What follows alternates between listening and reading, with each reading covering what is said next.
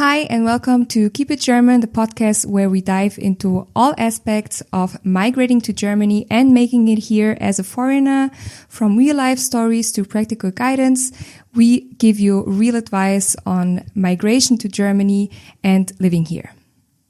Exactly. So what are we talking about in this podcast? Yeah, so a lot of foreigners come to Germany to work here, actually. So Germany is known as one of the countries in the world, I would say, with a lot of job opportunities. So we have a lot of expats from all around the world. Yes. And yes, we thought it was a good idea to show you how to find a job, or to speak about how to find a job, how to prepare for your applications here, and also how to succeed. Yes, exactly. So it's a whole process that you need to endure. Like you have your application, you have the interviews, then when you start working, you have like the work culture that is also different from other countries. You have also other obligations, and it's very interesting how to, adapt to these changes. Yes, and to see those changes. Yes, exactly. So let's start with the first step, and that's actually the job search in itself. So a lot of people ask me, how to find a job in Germany, how to search for a job in Germany.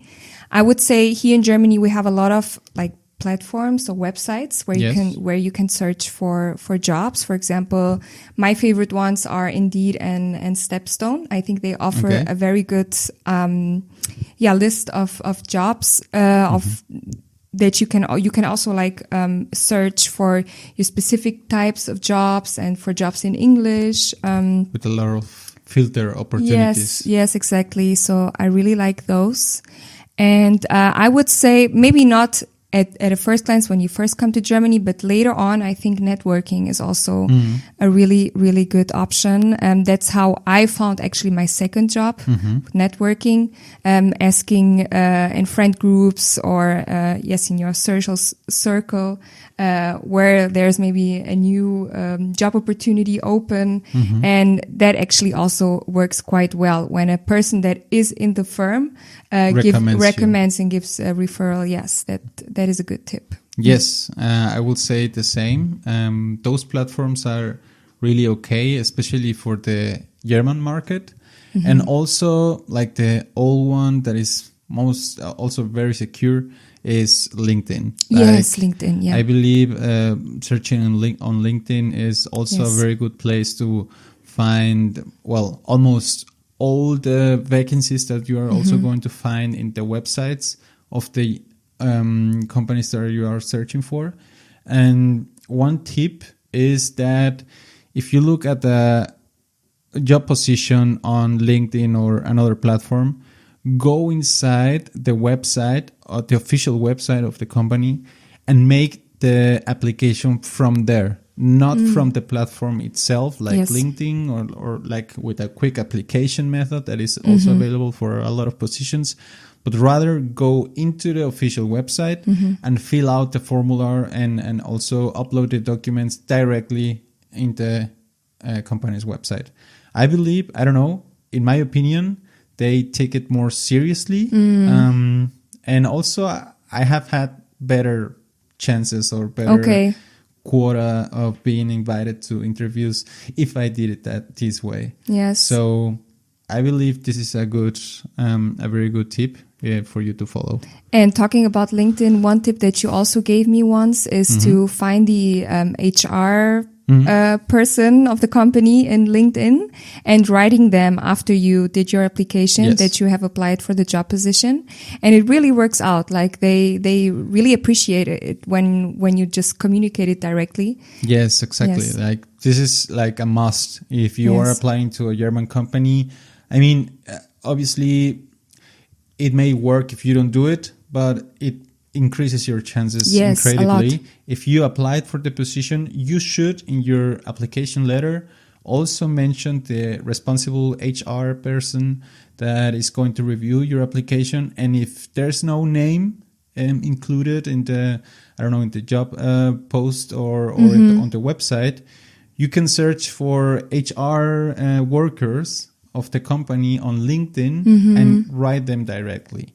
So after you apply, directly write them 1-2 sentence message saying like, hey, I just applied for the position X. I will be glad to be invited to an interview in order to further discuss my possibilities of joining your company, etc. That's a really good tip. Yeah. This will increase your chances of getting a reply by a lot. Yes. And also one thing that I think is very appreciated too, or it simplifies the process, let's say it like that, is when you are a student in Germany, you should search for a working student position in the company that you later want to work on, because the application process for a working student is much easier than the application process later when you are applying as an employer. Yes. And then you are already in the firm, in the company, you already know the people, you already know the HR department. So it's much, much easier to get then inside when you're finished with your studies. And I think that this is what happened also with you. Yes. Yeah. Yeah. So obviously, if you have experience in the company already, they know you, they know how you work, and the chances are much, much higher that you then get converted into a full-time employee at the company. Yes. So yes, this is especially the case for people that come for study, for their studies. Regardless of if it is bachelor or master, we 100% recommend you to first start working as a working student, or at least as a practicant. Internship. Intern. Yes, as an intern at a company.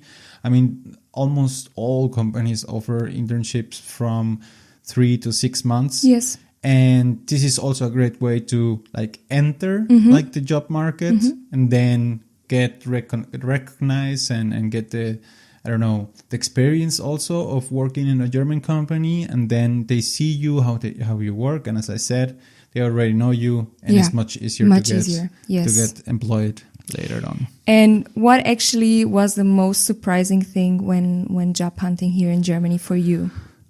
For me, I don't know. I was first looking at jobs once I was almost graduated from bachelor. So it was, in my opinion, pretty late to do so, because before that I didn't have any internships or working student position.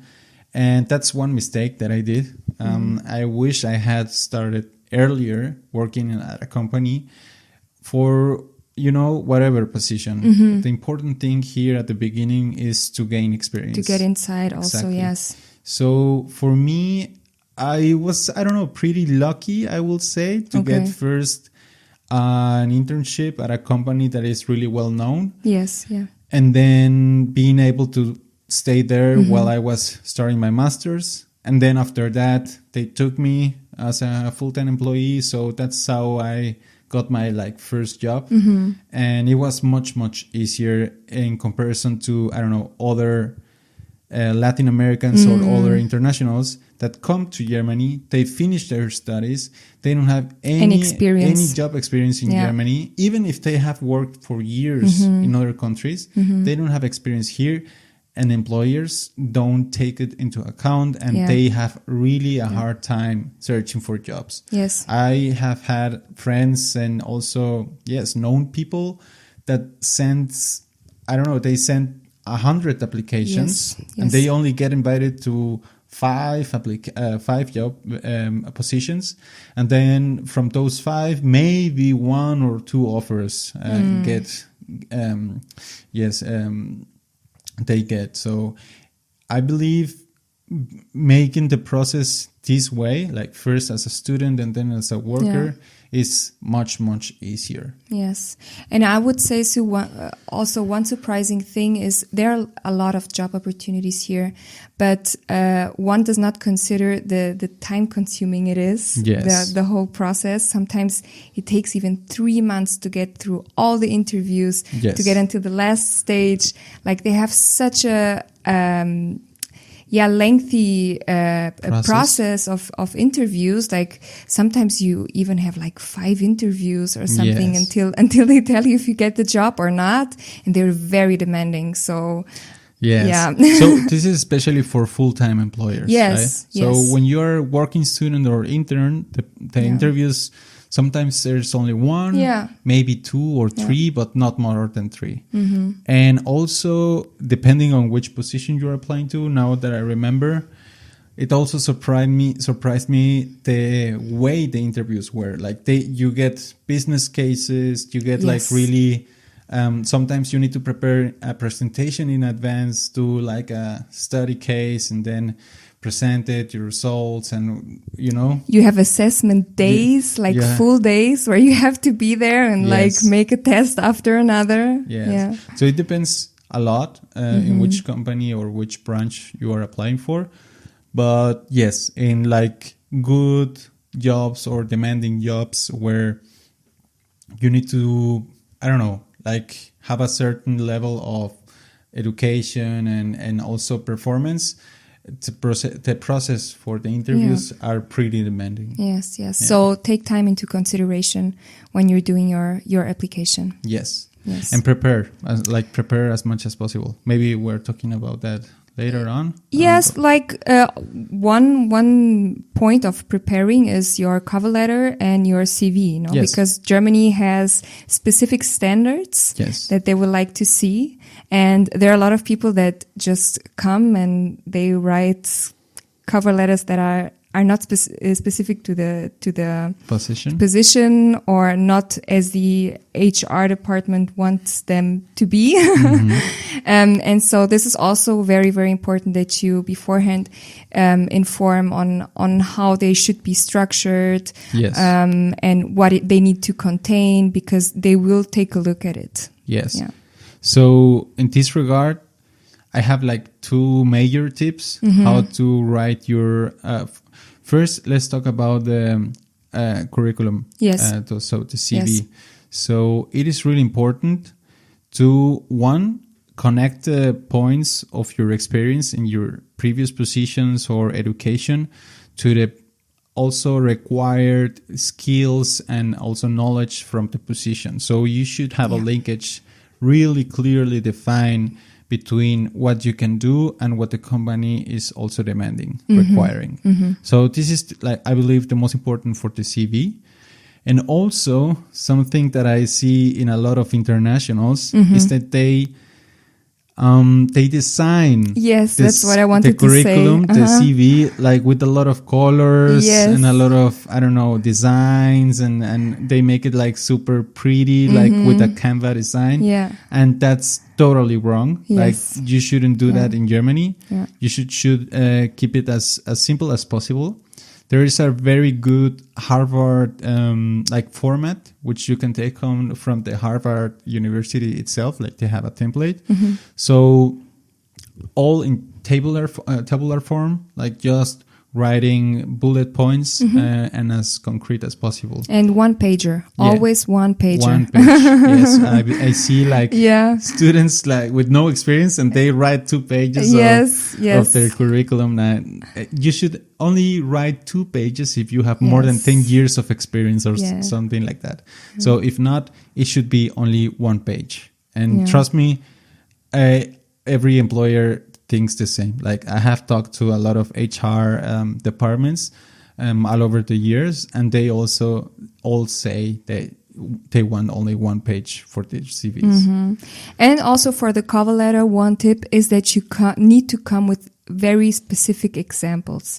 Like if you, for example, say, "Oh, I'm very structured," you need to say why you're very structured. Like you need to name an example on, for example, what did you create like a specific structure in your old company, in your old position? So they want to see facts and numbers when you're writing the cover letter or the motivation letter. Exactly. Yeah. You should like sustain with numbers as much as possible, as well as in your cover letter, as well as in your CV. Like say with examples how much you like improved some processes, or how many cases you worked on, how many clients you spoke with, how much revenue you brought to the company, whatever. Like this is like one of the most important things also for the CV. Yeah. And in the cover letter, like one general tip to keep in mind is that you should answer 2 questions. You should answer, the first one is, why would you like to be in that company, and that company specific, not why that industry, or not why in Germany, not why in that region or whatever. No, why that company in specific. So this is super important, so that the company gets like excited also about you, right? Yeah. So they think that you are special, like so that you have like really keen interest on them specifically. That you have informed yourself about the company. Yes. Exactly. And the second is why you should be the one who is going to be the perfect candidate for that position. So name your specific skills, your specific knowledge, your specific experience. Like this is all super important, and tailor it to the requirements and the skills demanded in the job description. So if you do that in your CV and in your motivation letter, I think you will get invited to an interview. At least an invitation is there. Yes, yes, exactly. I don't know, do you have more tips or? No, I think those were like the most important ones, the ones that German HR departments are really looking for. Yes. Yeah. Yes. But it also depends like on the job always. Yeah. Of course. I mean, I don't know exactly how it works, for example, for, let's say, architects or for example, doctors, something like that. I'm talking about more in general terms, like for engineering, business, law, those kind of positions. Yeah. And what were your experiences with the job interviews in Germany? How did you find them? Well, it varied a lot among the different positions that I applied to. But I remember like the last one was pretty challenging. I had an interview, first interview with one person only of 1 hour. And it was like a screenage, right? They see in that first interview if you're like, in general, a good candidate. So if you get passed, you get invited to the second one. And for the second one, I had an interview each with 4 people, like 1 hour each. So 4 hours in total. And for all 4 interviews, business case was planned. So it was a mix between, speaking freely and also solving problems. Okay. So it was pretty demanding. Yeah. And it was the first time that I, lived something like that. Okay. But at the end was good, and I was like totally done by the end of the interviews. But it's like doing a school test again, no? Yes, exactly. It's like doing your Abitur. And you know what surprised me? And this is also really funny because I believe other internationals have the same impression. Yeah. Is that in the interviews, the company like really like challenge you.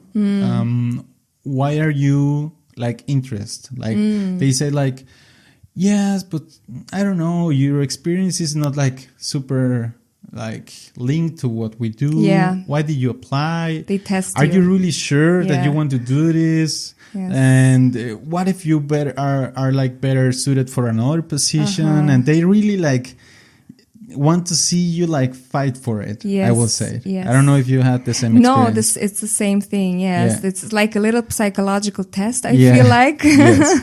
That they really want to get into the nitty-gritty of your mind and see that you are really motivated for this position, that you really have informed yourself, that you have the skills, that you know what you can do, because that's what they need. They need someone who can do the job and is good at it and efficient and has the right motivation. No? So.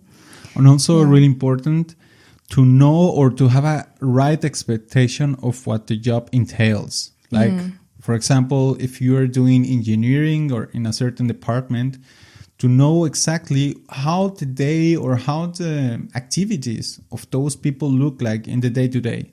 This is super important, because if you don't have an idea what are you going to do at the company, they will know that you are not prepared enough or that you may not like it or whatever. So it is super important to have a really clear understanding of the role that you are applying for, and to really imagine how it would be to be in that position. So you can also express it in the interview. And ask questions. Like they're very welcoming to answer your questions, and with questions they see that you are actually very interested in it, and that you beforehand made your thoughts about it, and like you reflected about the job, and like questions are always very welcomed. Yes. I would say like one thing that I also heard from other migrants about the job interviews here in Germany is that they are very formal. Like even in the way you dressed up, like you need to be very, very formal, even if it's like, I don't know, a job interview in a bakery. It doesn't matter. It's always very, very formal. So you should see how you dress up, like be formal, wear I don't know. Yeah, a nice t-shirt. Yes, a nice, blouse, formal, casual look. And yeah, don't wear like crazy colors and I don't know, your social events outfit. That is not the best look. So just be very simple, very formal. Yes, that's the way to go here. Yes, that's a good tip. And also, never utilize the do form. Oh yeah. In interviews, we talked about that in our last podcast. Yes. That you should use the formal way of speaking to someone. So in English, there's no difference, but it's all you and you. But in Germany, you have du to be informal and you have sie to be very formal.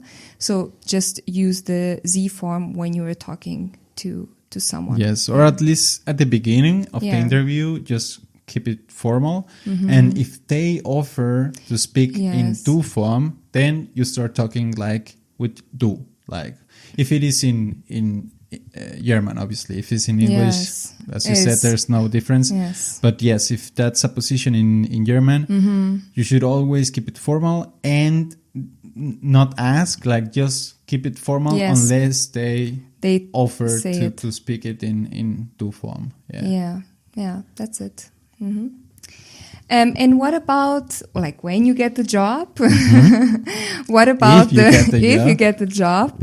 What about the working? Wait. One question: like, how long what was the most time that you waited to get a job? Like, I would say. Was it difficult for you to find one? To find one, I would say it's difficult to say because I think the longest period of time I waited was about 6 months, but it was like when Corona happened. So there were not a lot of open job positions at that time. So it was a bit difficult.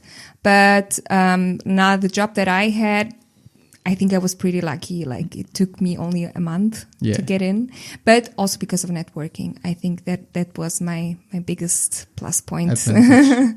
Yeah. Okay. Yeah. Yeah, because as I said, there are a lot of internationals that really struggle. Yes. And for me also, like from experience, I will say that one of the biggest reasons why they get rejected is because of the language. Yes, of course. So we spoke also in the last podcast about how to integrate into Germany, and language was one of the most important things. So also for job search, I mean, there are a lot of companies that are English speaking or they offer positions in English, but like 80-90% of the companies will offer only German positions, German speaking positions. So be aware of that. And if you want to come and really like accelerate your career path and have a good experience while working, you should definitely learn German. Like at least B2 niveau, B2 level. If not, you are going to have maybe a hard time working and finding work in Germany. Yeah. That's also what I heard from a lot of migrants. Yeah. Okay, so working in the office, like when you get the job, how is it actually working in a German office? How would you say was your experience until now? Have you seen the Office? Yeah, like the German version. Like the German version of The Office. Yeah, it's really good. It is called Stromberg. You should see some episodes. But you need to understand German, like the culture, to understand the jokes. The jokes. If not, you're not going to understand anything, or it will be very boring. Yeah. Boring. But no, how was it? Well, I don't have experience working in Latin America, where I come from. So I have no point of comparison. You know, that's one thing that we should consider. However, I believe that they are very formal. That's one point. Yes. I mean, normally in all companies, also because I have been in big corporates almost the whole time, they are very formal. Yeah. So maybe if you're in a startup or something like that, it may be different. Yeah. However, it is almost always the case that they are really formal. You need to be like really, like, you know, have the basics like straight, like be on time when you should be. Yeah. Be formal, be polite, be like always always be proactive on asking what to do, especially if you're new and you don't have like a lot of experience or you don't have an idea what to do. Always ask. Like, yes. What are you working? What can you work on? And be proactive. Be very proactive. Germans love that. They love proactive. Being proactive for them is being efficient. Yes. And we also talked about that on the last podcast, that they are very direct. Yes. So they will say the things as they are. Doesn't matter if they're positive or negative, they will be very direct with you. And I once remember like my manager came to me like very serious and he told me, I want to talk to you. And I said, oh my God, is he going to fire me right now? Because he was like really, really serious. And then we went to a room and he was actually congratulating me because I did my job so well. And yeah, that's the way Germans are. Like you can never know like if it's positive, negative. They're just, very formal in their way of acting and very, sometimes a bit serious too. Yeah. So, but it's part of the culture. It's part of the culture, and yes, I mean, how was it for you? Like you had experience working somewhere else? I believe not, right? Like all your... Well, yes, you work in Latin America. Actually. Yes, I did an internship in Colombia, and I remember it to be very informal. Yeah, I think, it was very different. Like you could, even if you came like 5, 10, 30 minutes late, nobody said anything.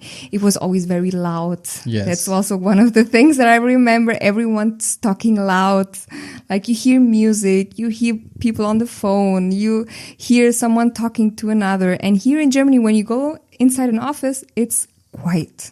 Yeah. Like I even myself, when my stomach is growling, I think everyone is hearing that. Yeah. So I think those were a bit like the differences, you know, that it was a bit flexible, I would say, more in Latin America. Yeah, and also one thing that you may encounter is that they separate like really clear, for example, your private, way of communication and the communication at the office. For example, WhatsApp. They don't use WhatsApp for communicating things about the company whatsoever. Like they don't use it at all. And if they do, I think there is also like not legal, right? To write or to communicate. I think you can do legal steps if they contact you on your private phone, because I don't know exactly if it's in the contract or not, but yes, they are not allowed to do it. Yeah, so maybe it's legal, I don't know, but they normally give you also a second phone. Yeah, a work phone. So a work phone. So you have your own like work number and work WhatsApp and or Slack Teams, whatever, and that's how you communicate with them. Yeah, but even if it's legal, this is like a no-go. Yeah. Yeah, it's not very common. I never saw that. I mean, they may send you an email and that's it, but not a WhatsApp. No. And that's a different, I think in Mexico, at least, they use a lot of WhatsApp to communicate things about work. And that's super weird. Yeah, that's really weird. Yeah. Now that you say that, that's true. But that's one big difference. And that's also part of, I would say, work-life balance here in Germany, and also part of the benefits, I would say, that they really value your private life. Like they do not, when you have your vacation, they do not contact you. Even if there is an emergency, they will not contact you. Or if you finish your work and you go home and nobody is going after you. I even saw people that were working more hours than they should, where the manager went to them and say, hey, you need to go home. Please don't do overwork. It's so private life is really a serious thing here in Germany. They take it serious. Well, I don't know. On that point, I had another experience. I learned that there's also companies that don't act like that. So you have traditional German company that is almost 100% like this. That, I don't know, if you finish your... it doesn't matter if you don't finish. Yeah. If it is 5 o'clock, you can go home, and then they won't call you. They won't bother you because it's only working hours. What you're supposed to work, right? And yes, I don't know, if you do extra hours, you need to tell in advance, or give a notice, and they will then subtract or either give you extra hours, or they will subtract hours from the next month, and you will need to take you will take a day free or something like that. So they really control the hours that you work in most companies. Yes. But there are also other type of contracts in which you don't get paid by hour, but by, I don't know, by month or something like that. So you have a monthly salary or yearly, I don't know. And in the contract, it states that if extra working hours, they say okay, normal working hours are, I don't know, 40 hours per week. So 8 hours a day, I don't know. But if for some reason you need to work extra hours, you are not going to get paid these extra hours. And also they don't count for reducing hours of the next days or next months. So you are by contract obliged to work extra. So it depends. Not all companies are like that, but there are some. But I would say 80% of the companies here in Germany are very strict when it comes to your working hours. Yes, you're right. Yeah. However, that's what I learned recently, that there are other companies, most of the cases they are in consulting or in banking, those type of industries. But I think that's everywhere around the world like this. Yes. Yeah. Yes. Yeah. And what about vacations? I think that's one of the plus points here in Germany. One of the big advantages. Everyone talks about it. Yes. I don't know how many vacations do you have? I have 30. 30 days? Yes, 30 days. Okay. I have 28, I believe. Okay. Minimum, you can have 20. 2 or 20? 20. 20 days but per it year. Never happens. 20 days of vacations per year. So a little bit more than almost 3 weeks. Yeah. So this is really cool because in Mexico, I don't know, you get 7 or 14. Wow, I could never imagine. I don't know. You have really low number of vacations per year.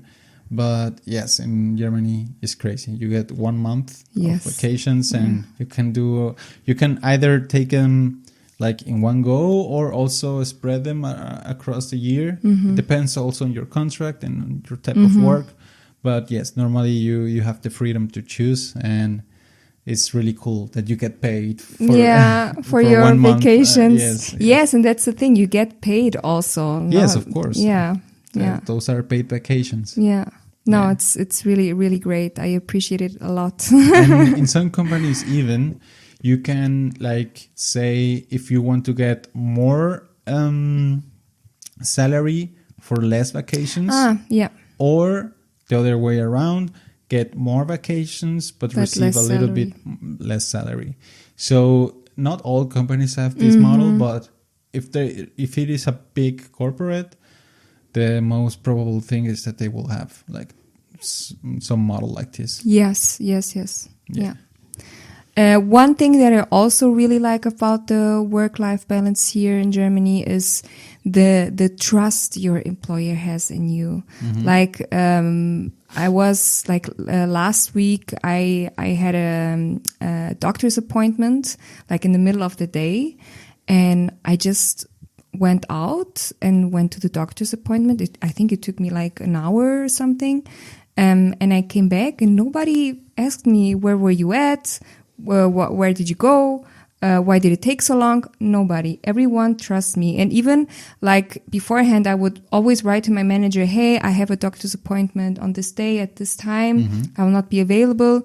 He just told me, hey, no problem. You don't have to tell me that. I trust that everything is in order. Just do your things and do your work and everything's fine.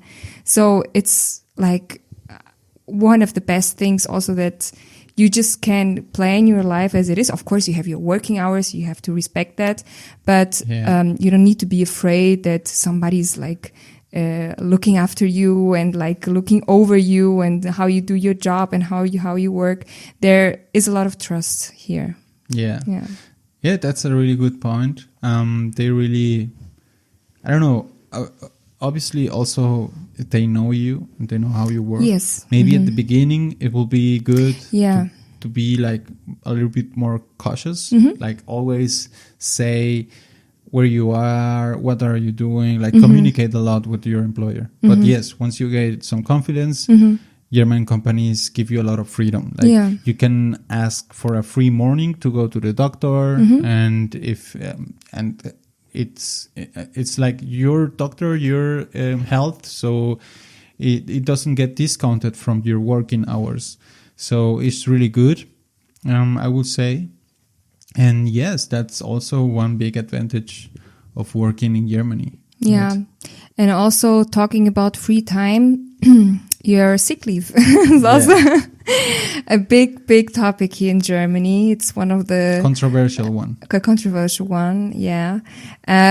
Because there are a lot of people that abuse this right that we have to have sick days without going to the doctor. So I think per law you can stay at home 3 days without needing to show a test from your doctor. So you just write to your employer, I don't feel good, I don't feel right, and you have 3 days to stay at home. After the third day, you then need to, if you want to prolong your sick leave, you then need to go to the doctor and send them a confirmation from your doctor that you're actually sick. No, but those 3 days are sacred, I would say.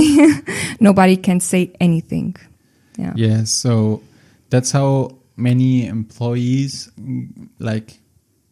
abuse of this law, because you don't have to show anything that you are sick, any how do you say a test? I think it's also a test, no? No, I don't know, any confirmation that you are really sick from the doctor or whatever. You just can stay at bed and stay at your house and say that you are sick. So that's how a lot of employees in Germany, they really get days off because of this law. Even if they are not sick, they take maybe 1 day or 2 days to just chill or do whatever. But yes, I mean, this is a huge problem for German companies because the productivity levels of their employees go down by a lot. I think Germany is one of the countries with most sick leaves in the whole world. So and it's obviously why, you know, it's obvious why, and this is the case because you have the opportunity. But yes, it doesn't look good. Like if you're sick a lot and if you take a lot of free days, you will get noticed. Yes. And you will gain a bad reputation at Yes. work. So avoid doing that, like avoid making unnecessary sick leaves. Yeah. And only do it when it's like the proper case. Yes, of course. When you're sick, no? Yes. But what I see from the perspective of a lot of migrants is that they don't want to take sick leaves. Like they feel bad to take sick leaves. Yeah. Like I had a friend who was really, really sick. She came to work and she felt so bad. She was vomiting in the toilet because she was so sick. And like the people were saying to her, like, please go home, like take a sick leave. That's okay. And that's what I see mostly with migrants from Latin America, that they're not used to do it. Like they come to work even sick. So they're not used to just take a sick leave. They're like slaves working the whole time, the whole day. For them, it's still such a different concept that they have difficulties doing it.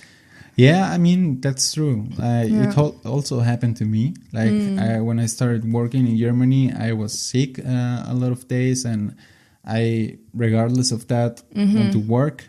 And yes, until they say like, bro, what are you doing what here? are you doing here? Go home, whatever.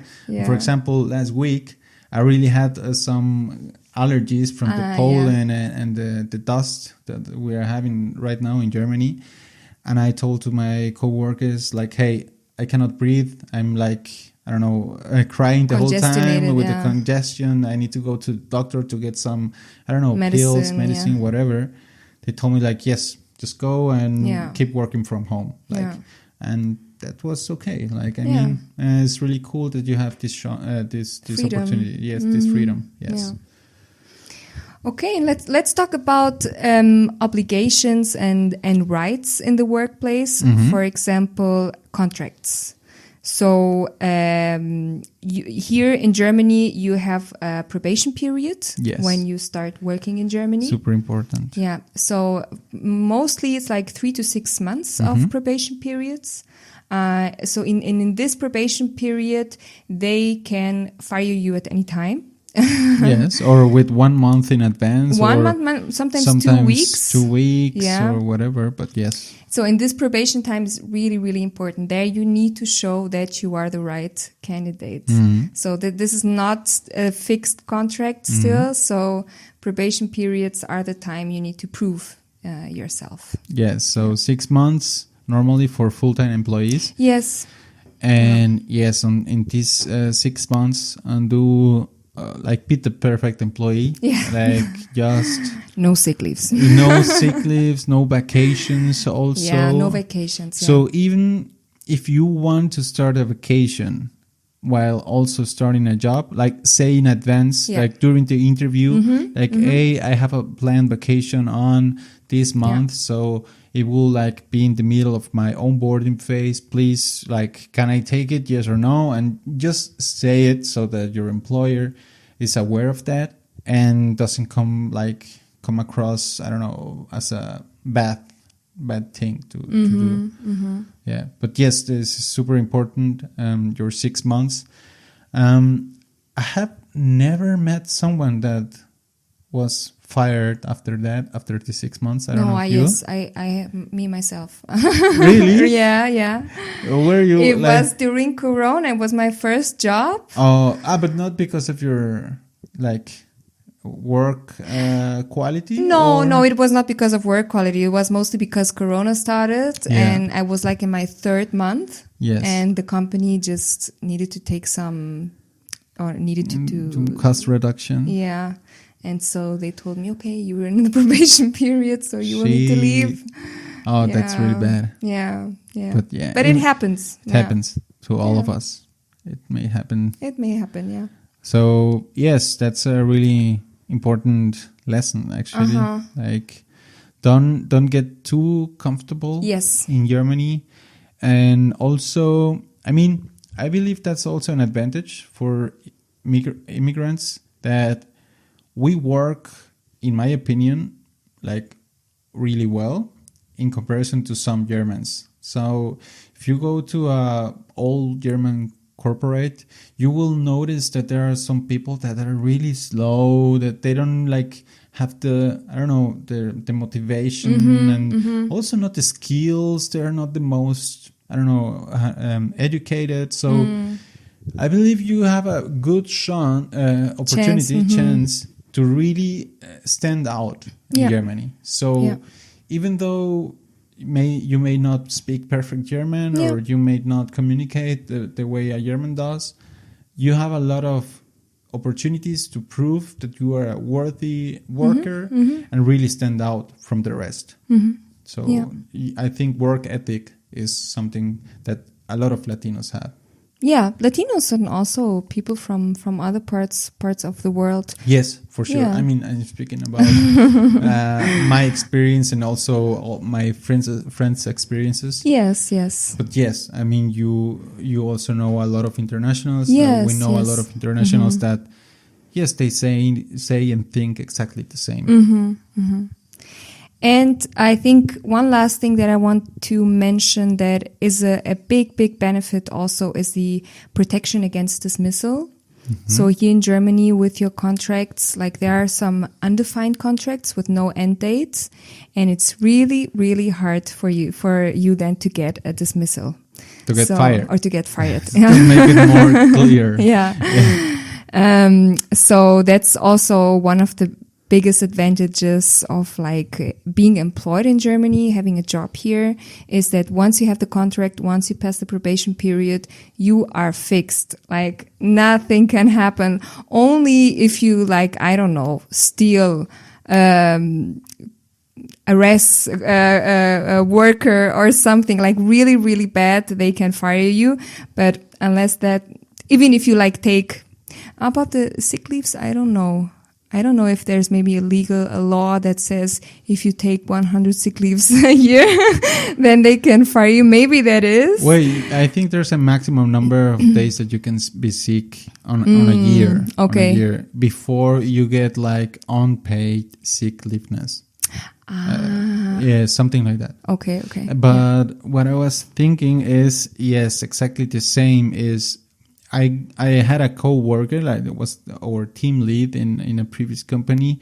It was an old German company, so a lot of like, you know, a lot of people that have a really secure job there for like 20 years, and they told me like, if you get a contract at this company and you pass your probation period, you won't get fired unless you burn this building down. Like they told me like, yes, we had a co-worker, he stole like one computer and like the company cell phone, nobody said nothing, and he didn't get fired, and it was like, you know, you hear some crazy stories. Yes, really. yes. So it's crazy.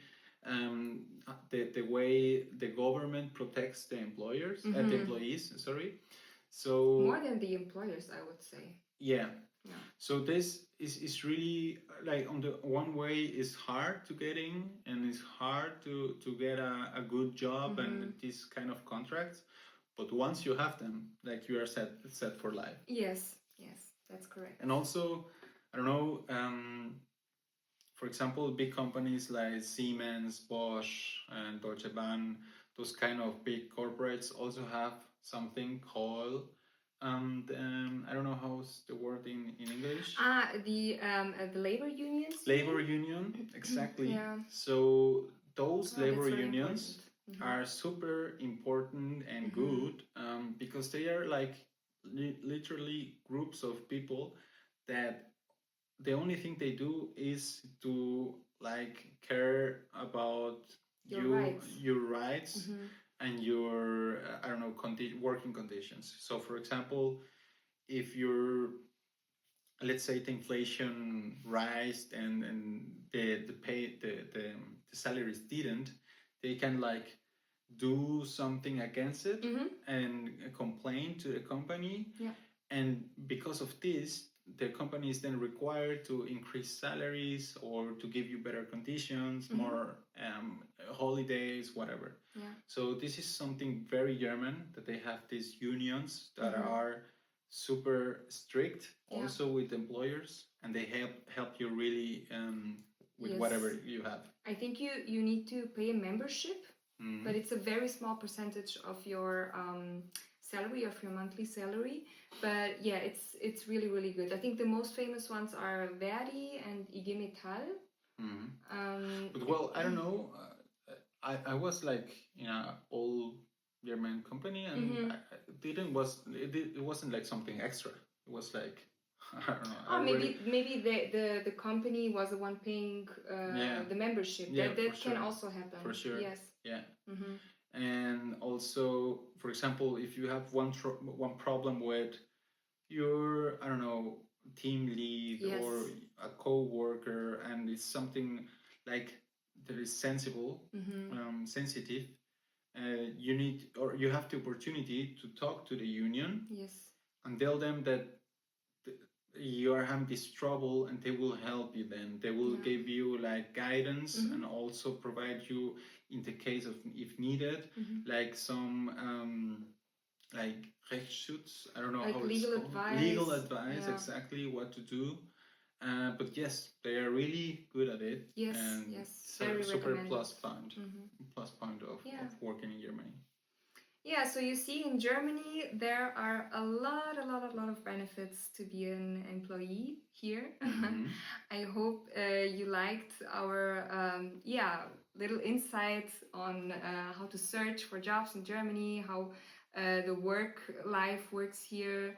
And if you have had some experiences working in Germany, you can write them down in the comments. We would love to read them. And if you have like specific questions, if you want us to talk about a specific theme in another podcast, please write it also down in the comments, and we would be happy to do so.